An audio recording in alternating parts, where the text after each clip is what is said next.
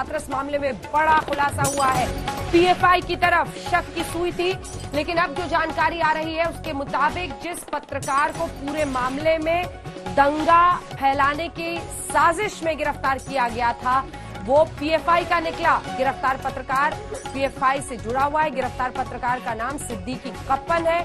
शाहीन बाग के पीएफआई के दफ्तर का सचिव था कप्पन, और कप्पन का ही नाम उस मामले से भी जुड़ रहा है। शाहीन बाग के पीएफआई के दफ्तर का सचिव था।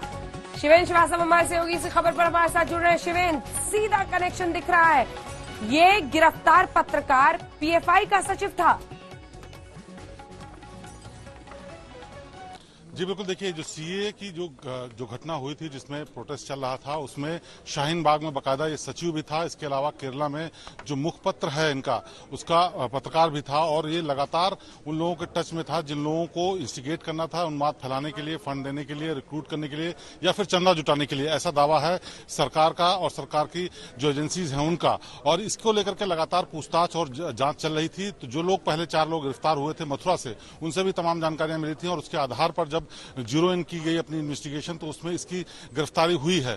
और ये गिरफ्तारी बेहद अहम इसलिए है क्योंकि जो एजेंसीज हैं उनका दावा ये है कि ये शख्स लगातार उन लोगों के संपर्क में था जो ऐसे ग्रुप्स काम करते हैं जो कि ऐसे मौकों पर जिसपे सरकार से विरोध हो या फिर माहौल खराब करने के लिए ग्रुप्स की जरूरत पड़ती है जो माहौल खराब कर सकते हो, उन लोगों को इंस्टिगेट करना, उन लोगों को मोटिवेट करना और फंड मुहैया कराना, ये सारे काम देखता था। और इसी कड़ी में इसने इस कदम को बढ़ाया था। जो पूरा घटना हुई हाथरस की, उसमें बड़ा इंपॉर्टेंट रोल रहा है इसका, और इसको कई दौर की पूछताछ के बाद पकड़ा गया क्योंकि कई लोगों से जब जानकारी ली जाने की कोशिश हुई तो पता चला कि इस शख्स से डायरेक्ट बात नहीं होती थी उन लोगों की, और किसी जरिए से बात होती थी। और जब इन लोगों तक कड़ियों से मिलाया गया उसके बाद इसकी गिरफ्तारी हुई है। तो बेहद अहम कड़ी है क्योंकि जो पुलिस की जांच एजेंसी है, चाहे वो एसआईटी के लोग हों या फिर लोकल पुलिस के लोग हों, उन सबका मानना यह है कि कई ऐसे और मामलों में शामिल हो सकता है।